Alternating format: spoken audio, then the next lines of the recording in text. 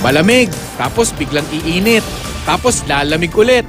Habang mahina-hina pa ang resistensya mo sa sunod-sunod mong puyat nung Kapaskuhan. Naku, gustong-gusto yan ng flu virus. Itong January, February, ito talaga yung mga peak months. Although when we compared it dun sa data natin from last year, ng nationwide all over the country, were less than the cases that we got last year. So hindi siya yung kasing severe nung last year. Yung last year kasi was a particularly bad season for flu, hindi lang sa Pilipinas, no, sa buong mundo.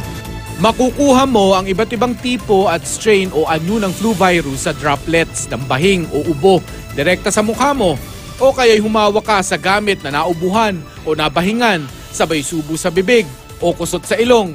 Simple lang naman iwasan ang pagkalat na ito.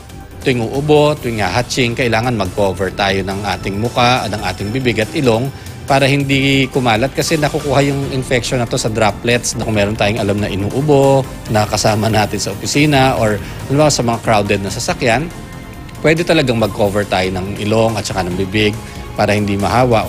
Kung aagapan, hindi naman seryoso ang flu virus maliban lang sa mga masyadong bata o masyadong matanda o kaya'y mahina ang immune system dala ng iba pang sakit. Sarili yan, gagaling naman talaga. Kailangan lang magpahinga, mag-hydrate, kung may lagnat, inom ng gamot sa lagnat.